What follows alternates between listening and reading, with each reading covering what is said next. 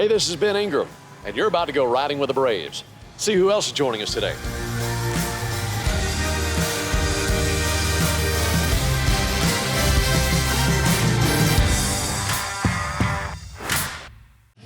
First off, yes. Do you know how excited I was when I found out you were going to be doing the ride along with me today? I'd love you to tell me. I mean, if I had like a draft, if I could draft guys, I mean, you'd be at least in the top 10. That makes me feel good. Yeah.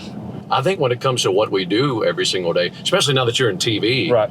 I mean, the job's great, but I think getting to see everybody every single day is one of the best things. Well, that's the biggest thing that I've found is since I started working in media is it's given me a purpose. And I don't mean to sound dramatic, but when you retire from baseball and you've had somewhere to show up to every single day for the last 15 years, right? And all of a sudden that goes away, I was struggling to find what it was that was going to replace baseball. Obviously, I ran off to Europe when I retired, just to experience Europe and to get the last bit out of my baseball career that I could. Mm-hmm. And then since I came back, and I jumped straight into media. So I've managed to go from being this regular working class Australian to a guy that was thrust into the big leagues, and then 15 years later, I'm still talking about baseball. So that's the thing I'm most proud of my career is that It wasn't just, hey, here's this sideshow from the World Baseball Classic that was a pharmaceutical rep that we signed. Right. I'm now Peter Moylan, the baseball player.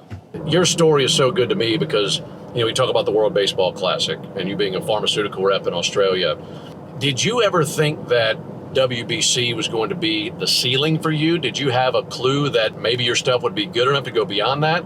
Or was it all just a big surprise to you? It was all a surprise. My ultimate goal was to make the World Baseball Classic team and pitch against world-class baseball players and prove to myself that I could have made it had I applied myself a little harder during my first stint over here. Okay. So I thought that any chance that I was going to have of coming back to the States was over, and I was doing it purely from you could have done this back in the day. It was never a thought that, hold on, this might turn into a career. Right. Now, when the interest level started to come from Japan and Taiwan, that's when I thought, oh, maybe I can do something here. Mm-hmm. But never, ever in my wildest dreams did I think that it would turn into what it has. So at what point was it real for you where you're thinking, I actually have what it takes to get outs in the big leagues? Well, when I faced the guys on Team Venezuela, it was Miguel Cabrera and it was Miguel Ordonez and it was Scudero and it was the superstars of the time. Mm-hmm. So getting those guys out gave me an idea that I could have competed. It wasn't until it was done on a consistent basis. So I went to AAA for 2 weeks and I got called up 2 weeks later. So it was such a learning curve at the same time as it was such a change in my lifestyle. Right. I went from being an unknown to being, again, thrust into this limelight and had a bit of success early in my career. 2006 was just as I said, I was in AAA in Richmond and I was in the big leagues and I got sent up and down 4 times. Mm-hmm. Was never really able to feel comfortable at any spot. I had to change so much about myself and learn so much about myself so quickly. And the faith that Bobby Cox and Roger McDowell put in me in those early stages, mm-hmm. I mean, it could have quite easily gone, oh, he struggled the first few outings, let's just, we gave it a go and let's just send him back to Australia. But it's not like there's a well-worn path between Australia and the big leagues. Not, comparing it to the Dominican and Venezuela and anywhere else. Yeah. I can't imagine how foreign that was. And then at the same time, you're on the other side of the world from where your home is. So that whole time for you must have been exciting, but at the same time nerve-wracking for you. It was a roller coaster ride. Things like we're in the World Baseball Classic and it's a major league sanctioned event, so everything's got to be up to the standards of Major League Baseball. So we go to the team hotel in the World Baseball Classic and we're at the Ritz-Carlton. And I'm like, I've never been to a Ritz-Carlton in my life. Right. And all of a sudden I've got my own room at the Ritz-Carlton. I'm playing against Major League Baseball players. Life is pretty good.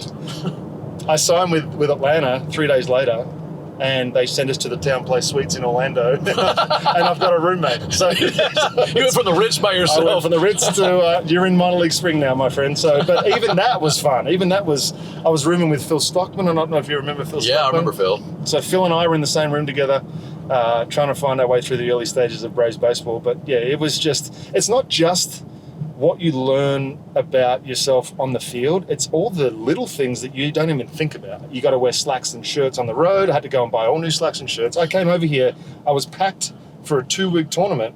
Right. And now I'm staying for 8 months, and I've got to have 8 months worth of clothing, and I've got to have pants and slacks and suits, and so. Oh, you got to perform at the same time. And I got to perform at the same time. So I'm wearing Phil Stockman's shoes. I'm wearing someone else's jacket. I've got a pair of khakis that I picked up from Lowe's. Like, it was just, it was the mishmash uniform. Marcus Giles even pointed out how horrible my uniform was. Cutting edge of fashion. That was terrible. It was so bad. But I've learned a little bit since then. I feel like fans don't, I mean, I'm sure some do, but there's a lot of people who might not even consider that, because when you get to the big leagues, that's not the finish line. No. And a lot of times that's the beginning. And it's not just getting out there and performing. There's so many things you have to learn, and one or multiple guys has to take you in to teach you the ropes about how you travel, how you dress, who you tip, and all those things. Yep. Who are those guys for you? It was Marcus Giles. It was Tim Hudson, Andrew Jones on a smaller scale. More of a, it's those little things were taught by those guys. But it was a lot harder back then too, because as a younger guy or a newer player, you couldn't just be comfortable when you walked up there. Right. The whole game has changed. Yeah. If you're a young guy now and the team feels like you can contribute and you can help the team right now, they're going to make you feel welcome. They're not going to tell you to get off the couch. They're not going to do that sort of stuff. So there was a happy medium, and there was a learning curve of knowing when to ask questions, knowing when you can speak. Right. It was all that rookie duty stuff as well. So you were as kind of like the very last wave of the old style rookies. Correct. And I was 27 at the time. Yeah. So I wasn't a 21-year-old coming into a rookie. I'd lived a life. I had 2 kids. I was everything that a family man was, but I was a rookie baseball player. Right. And in their eyes, this is my first month in the big league, so I'm going to get treated like a rookie. Top 2 or 3 moments on the field in your career, what would they be?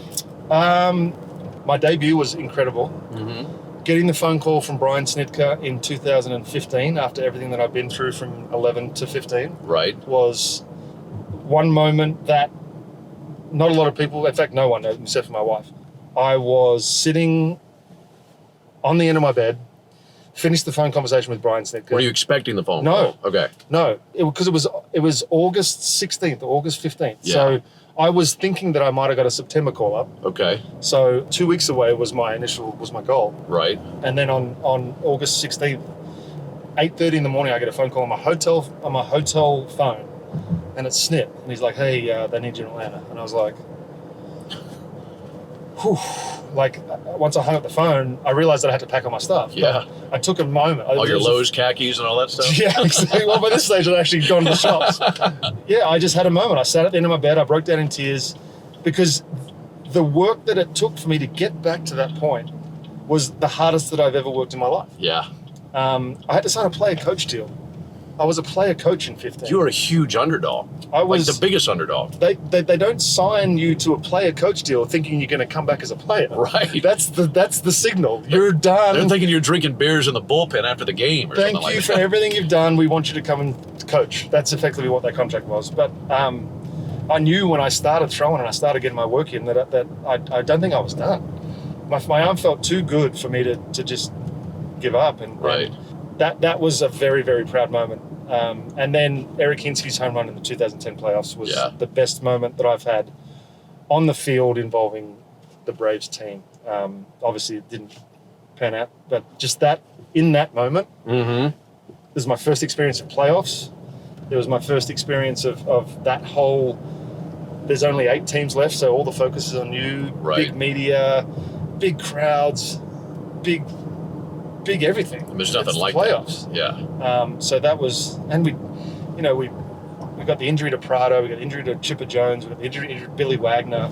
So we were already up against it, and the fact that we were able to win the game in San Francisco and then get so close to, in Game 3. Obviously, I still remember it like it was yesterday. Right. But yeah, there's been so many cool things that I've been able to do that I never thought were ever going to happen. It's good for anybody, but especially former pharmaceutical rep in Australia. Right. From the minute I got here, Ben, I've been playing with house money. Yeah, exactly. Is the way that I explain it to people. And even more so as the injuries piled up and just everyone's just like, And I firmly believe that the only reason I continued to get jobs in the game was because I was that clubhouse guy. Right. And not necessarily, hey, leader, rah, let's go out there and beat the brakes off these guys. Right. I felt like my role was just to get everybody on a level that would allow them to be the best version of themselves. Yeah. And not everybody can go do that. No, but it's so hard to find guys that can do that. Just relax and joke and enjoy the fact that it's a game. Yeah. Still. Yeah. As someone that's transitioned into media, I've got an ability to tell stories with a different kind of, not message, but a different undertone. Right. I can use your experiences. Correct. And I can dive into questions with guys and have conversations with guys that I feel like a lot of guys would be interested in listening to.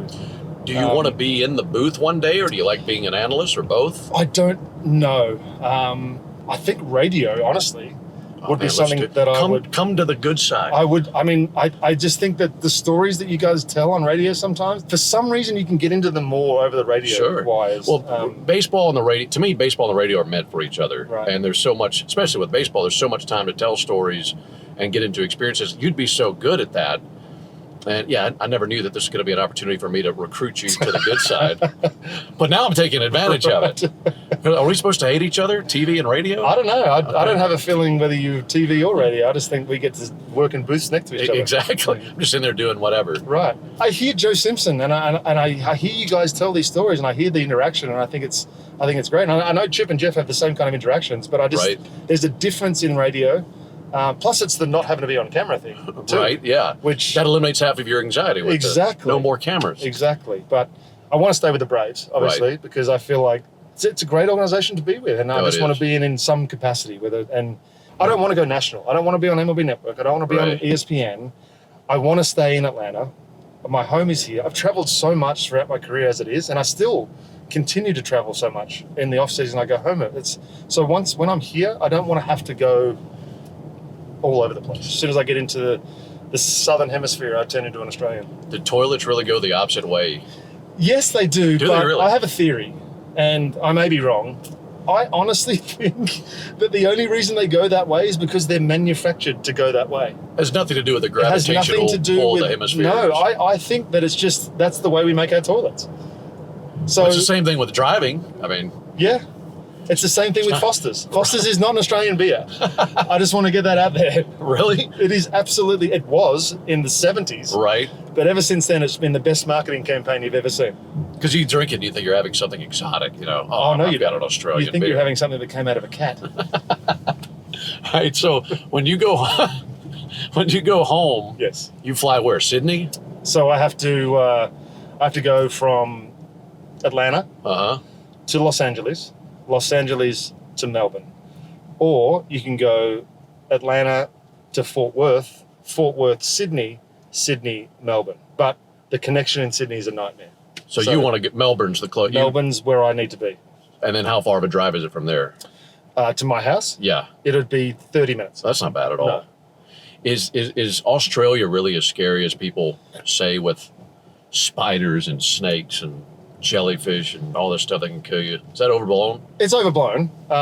Yes, we do have 8 of the top 10 most venomous snakes and spiders, or whatever the stat happens to be. Right. But it's not like they're like your friendly neighborhood house spider. Right. You don't see them on a daily basis. Man, enjoyed it as always. Thanks so much for riding with us. You got it, man. Thank you.